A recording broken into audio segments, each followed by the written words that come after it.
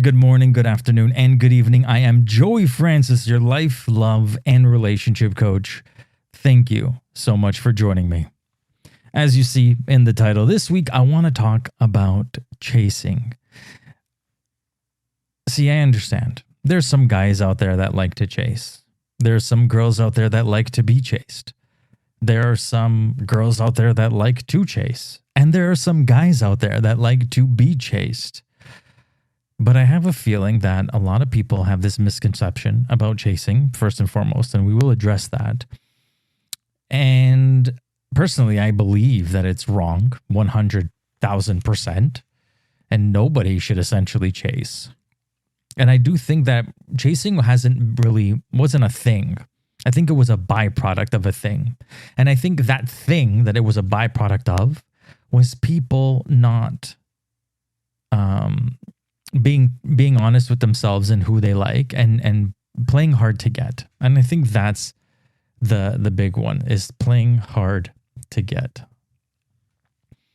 So if you think about it in movies, TV, all that sort of stuff, and going back, it was always don't be too eager, play hard to get.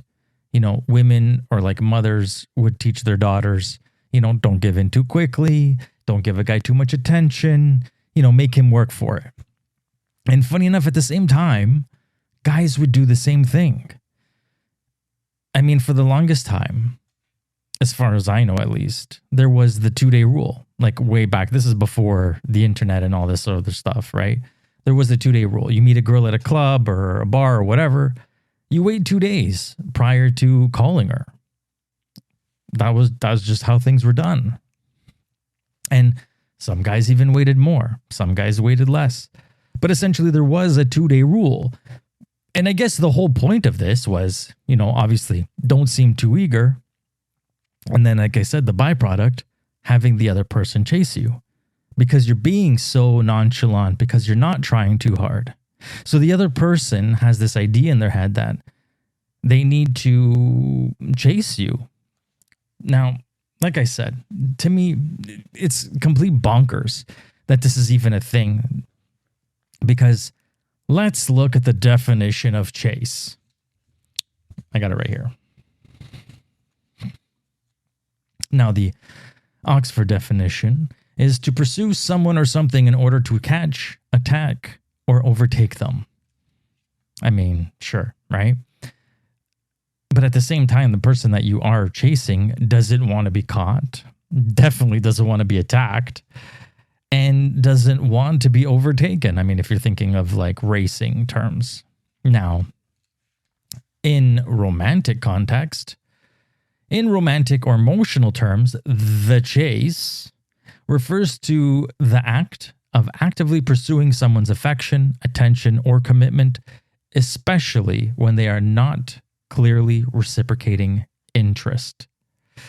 Chase. To pursue someone who is emotionally unavailable, inconsistent, or distant, often in hopes of gaining their attention, affection, or approval, especially when that effort is not reciprocated. It often involves reaching out more than they do, overanalyzing their behavior or words, trying to prove your worth to get them to choose you, feeling like you've always one step behind emotionally. Emotionally, the chase creates anxiety, uncertainty, and longing, which can be mistaken for excitement or passion, but it's actually a response to lack, not love. Now, granted, just by reading that, who wants to chase and who wants to be chased? After reading that, it doesn't even make sense. And I mean, when you go on social media and you look at what all the other dating gurus and things like that post, it's very much about being emotionally unavailable and, matching energies and things of that nature. So why are people still playing games about the chase? Well, granted, there are those people who are anxious, and they're the ones that generally would chase because they're looking for love. They need that love. They want that love more than anything. So they're going to go to great lengths to get it. And even a few weeks ago, I spoke to spoke to you guys about the topic of rejection and understanding that when someone doesn't want anything to do with you, that it's done. And granted, there are a lot of people even in that sense that think like, oh, they really do like me. They're just playing hard to get. And in reality, that's not the case. So there's so many like different ways to look at this, but in every single way we do look at this, it's wrong. Chasing is wrong. Being chased is wrong. It shows that there is a sign that there is a greater issue at like being present. Now, me even talking with other people and, asking them about the topic of chasing and being chased and things of that nature, one person in particular mentioned to me that, okay, now compare it to like hunting, right? Whereas men, we need to get that out of our system. We need to hunt. We need to kill. And finding a woman and chasing after her and doing all the things is essentially us fulfilling that. And I responded with, you know what? That is a good point. I don't know if it's how accurate it is. But even in that case, hunting as an action is a young man's game, right? And we're not talking about young men anymore. We're talking about us older folk who've been around. By this time, we would be considered elders of the village. We wouldn't necessarily have to chase. That's what the young guys do. They go get the kills, bring it to the village, and the village shares in the spoils. So where does that leave us older guys? Right? Well, funny enough, you see a lot of women online and women that I've even spoken to. They say like, oh, guys are just acting like women. Guys want to be chased. And you know what? I don't think that's the case because again, with the definition of chasing and what it means, essentially whoever is being chased doesn't want to be caught. I don't think that's the issue here. I think it's the issue of like specific women that have an issue with this, that they just don't want to put their share of the effort in, that they're so used to being chased that they get everything done for them. And see, as again, I spoke to this a few weeks ago about, stable, boring people being, or stable people being boring. Stable, boring people being boring. Yeah, exactly. Stable people being boring, right? And and essentially they want someone to match their energies. They want someone to validate them just as much as they validate somebody else. So they just don't want to be the person that's always reaching out, always making dates, always doing this, always doing that. And it's never being reciprocated. And see, that's where women get it wrong. And they think that guys want to be chased because of that reason. Because a guy just wants you to reach out. Maybe he's a little bit of a romantic and he wants to think that you're at work or you're at home thinking about him.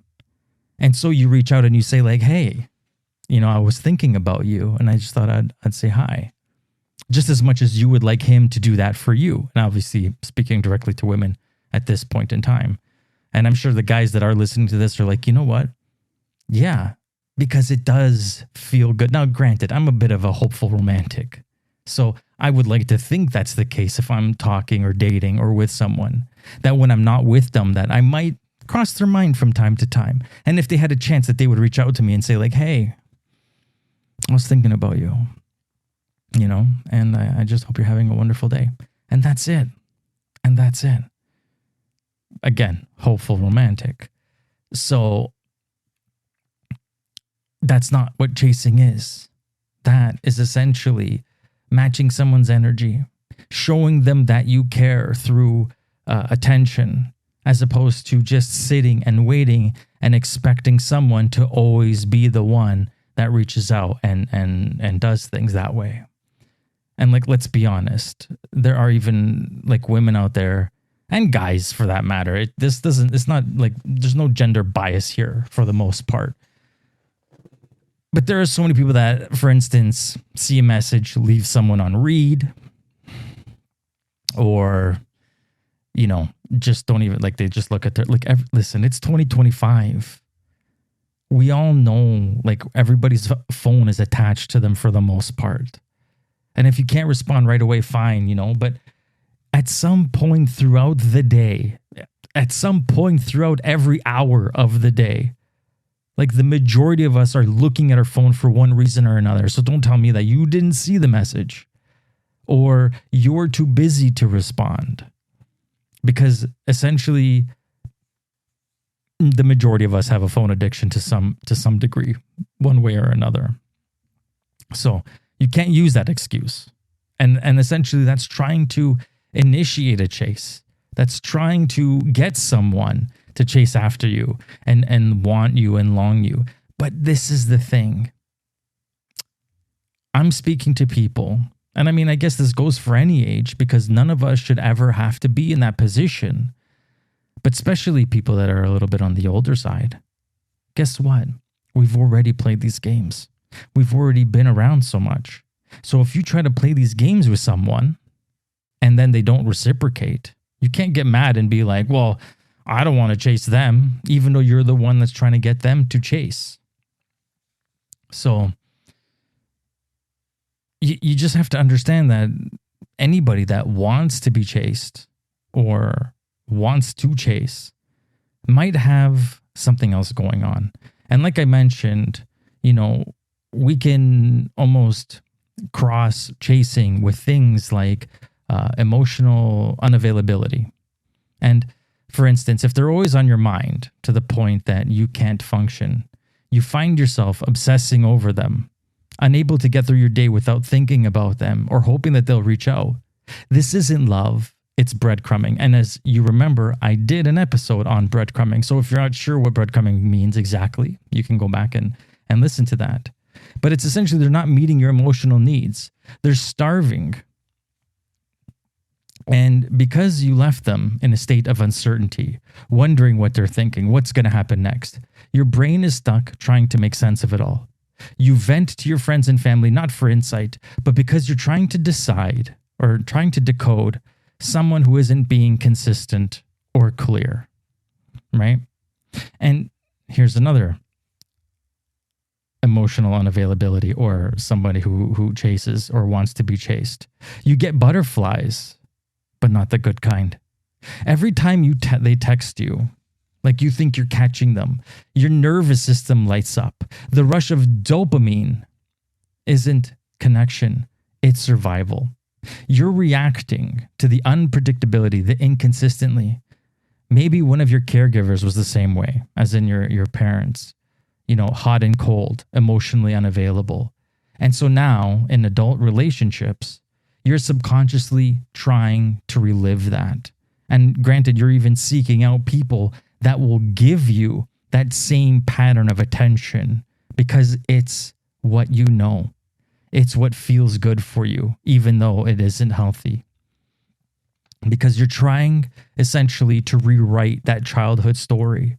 You're trying to, make your past better by finding somebody who gives you that same sort of pattern, and then you essentially convincing them to stop, and you win the situation.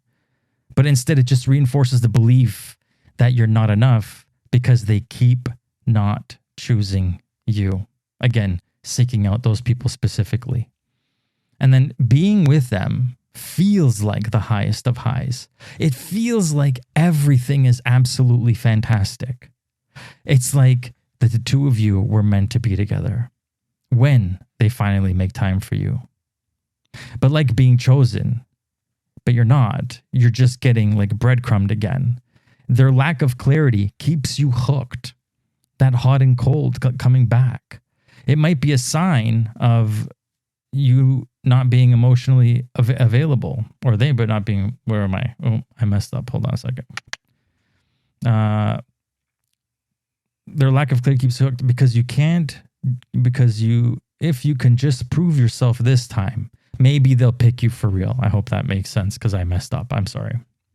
But here's the truth. If you keep allowing this, if you don't set boundaries or recognize the patterns, it might be a sign that you are emotionally unavailable. Real connection doesn't leave you anxious, confused, or starving. It feels safe, seen, and steady. And this is like what I'm getting to about not being chased, right? Or not chasing someone.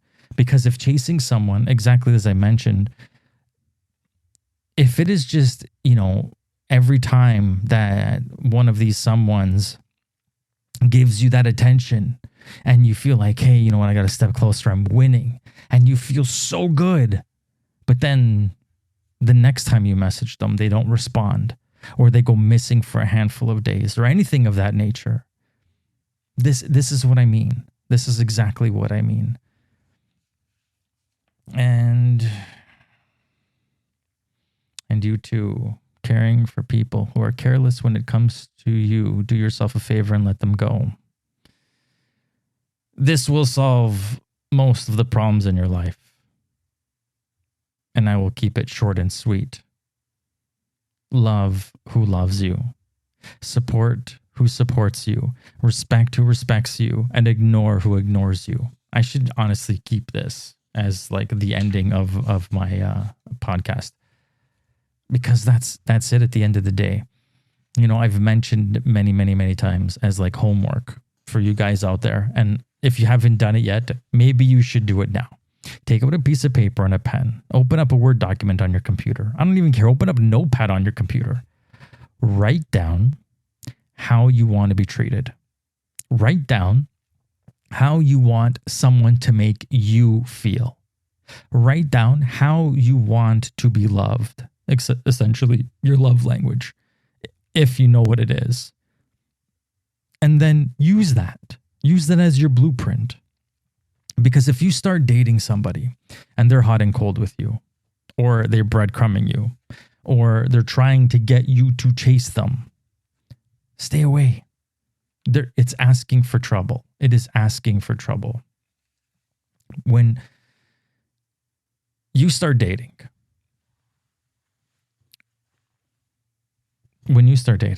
this is what I want you to do. If you're single and they're going to start dating, this is what I want you to do. Treat every single person that you're dating like a friend. But at the same time, don't hold your interest. Show them your interest. Be completely transparent. Healthy dating means holding two truths at once. You see someone as a great potential as a friend and a potential partner. And I mean, listen, I don't care how cliche it is. Every single person says it at one time or another. I want to date my best friend. I want to be in a relationship with my best friend. But see, when we are dating someone and getting to know them, we're not doing that friend component. We're only trying to do the romantic interest component, right? Well, that doesn't make them our best friend. So if we want to build a stable foundation, how about we start treating people as our best friend, or like as a potential best friend, as well as a love interest at the same time, so that the two things can come together. Because when you're honest about your interest as well as the friendship, you're giving someone the full picture. You're saying, hey, I like you and I think we have something here. And it's perfectly okay to be completely transparent about this. Okay? Because if they don't feel the same, that's perfectly okay. It is up to them to decide, right? This is like, it takes two to dance. We both have to like each other, despite the shit that goes on in our head and us thinking, like, depending on who we are and what our issues are and what our attachment type is. It's not just our decision. I even mentioned before, like when you don't even like yourself, but yet you want to date. And then when somebody likes you, you don't believe it because inside your head, you're like, I'm not worth this. No, you have to give the other person the opportunity to like you for you. But like I said, when they don't feel the same, it's okay. Because when the foundation is mutual respect and friendship, you don't have to force a connection. It's either there or it's not. And if it's not there, then you walk away with clarity. Or you can stay friends without resentment. I mean, that's completely up to you. I have different rules when it comes to being friends with the opposite sex. But the thing is, openness doesn't make things messy. It makes things honest. Okay? Being transparent with someone is saying like, hey, I like you. I want to pursue this, friendship into something more. But at the same time, as a friendship as well. because I want to be with my best friend. I want to date my best friend. I don't want to play stupid games like chasing and being chased and this stupid cat and mouse bullshit. We're too old for that. We don't have time for that. And besides, why would you want to be with someone that wants to do that to you? Now, I can think of reasons why someone would. And generally, it's because they are emotionally unavailable. And chasing after someone that doesn't want them is a viable, course, because I'm not going to catch them. They're not going to like me. And it's just round and round we go, literally wasting time. Because if I actually found someone stable, it would probably freak the shit out of me. And, I'm emotionally unavailable. So, right? That's a reason why someone would want to chase or be chased. It's because they're just not ready. They're not ready for it. And if you find yourself in a situation where someone's doing that to you, you do have options. Obviously, the main option is find someone who appreciates you for you and you walk away from that stupid situation. Another option is that you can just bring it to their attention. You can be like, hey, listen, this is what you're doing. This is what I need you to do. Okay? And if that's not something that you're capable of, then hey, you know what? All the best to you. But at least you're giving someone the option to say like, hey, listen, maybe getting someone to chase you or chasing someone is the way that you think is the best way to get a relationship, to date someone. And granted, that's possible. We are a product of our environment. If someone literally went through life doing these things, then obviously they're just going to continue doing it, thinking it's the right thing to do, even though it might not be. Nobody tried to show them the way. Nobody tried to have a conversation with them and tell them like, hey, I see what you're doing here.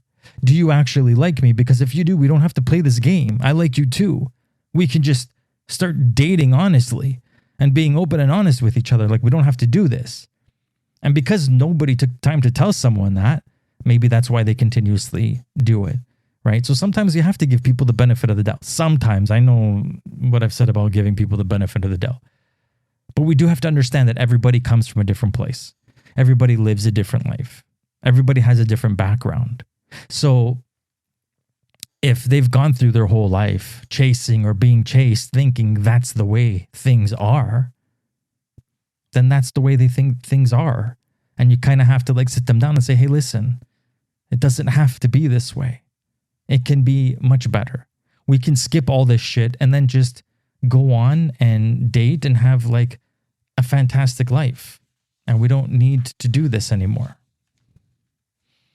This is why I say that communication and acceptance is so important, because rather than just walking away from a situation, we can always voice our opinion first, voice our views first, see if it's reciprocated. And if it's not, then hey, you know what? At least you tried, and at least you were open, and at least you're not walking away from this thinking what if, right? Because you voiced your side of things. And if it wasn't right for you, then it wasn't right for you, right? So, that's pretty much it, really, on this episode. Is there anything else I want to touch base on? How about we just stop playing stupid games, guys and girls? How about we just stop playing stupid games? If you're interested in someone, just say so. If you're unsure, just say so. If you want to get to know them, just say so. If you're not ready for something serious and just want to get to know someone as a friend, just say so. To me, I don't know, it just seems so simple. And maybe I'm enlightened that way. But it's one thing that humans do very, very well is complicate shit, even though it doesn't need to be complicated. Hey, I find you attractive. I would love to get to know you. And if they don't like the way that I look and I'm not attractive to them, hey, so be it. Okay, well, you know what? Thanks for telling me. See you later. And you move on to the next one. That's it. It doesn't have to be hard, guys. It doesn't have to be hard. Dating doesn't have to be hard. Dating doesn't have to suck. It's an adventure. And it's not a waste of time, because I know a lot of people are like, but dating is such a big waste of time. It's not, because with every person we meet, we should take something from it, learn something new, whether it be about ourselves or about them. And at the very least, with every person we come across and date that isn't right for us, we're one step closer to the one that is. But you're not going to get there unless you go through the motions, unless you put, like I say it all the time, right? Energy in, energy out. You know, if you put zero effort in, guess what you're going to get back? Zero effort. So if you honestly are ready to meet someone, do it with intent. Do it like it's your job. Be open, be honest, and take no bullshit from people. And if people start giving you bullshit, before you call it bullshit, just ask the question, you know, is there a reason why you are treating me this way? Is it because you think this is the way I want to be treated? Is it because this is the way you've treated people in the past and you think that's what people want? Or is it just because you're a dick? And on that note, if you have any questions for me, any episode ideas, or just want to get in contact with me, you can at joeyfrancis.com. That's joeyfrances.com. And there you can send me a message, ask me a question, buy my books, etc., etc., etc. Yeah, listen, since I have this here, love your journey. I love that. Love your journey. And love who loves you, support who supports you, respect who respects you, and most importantly, ignore who ignores you. Till next time.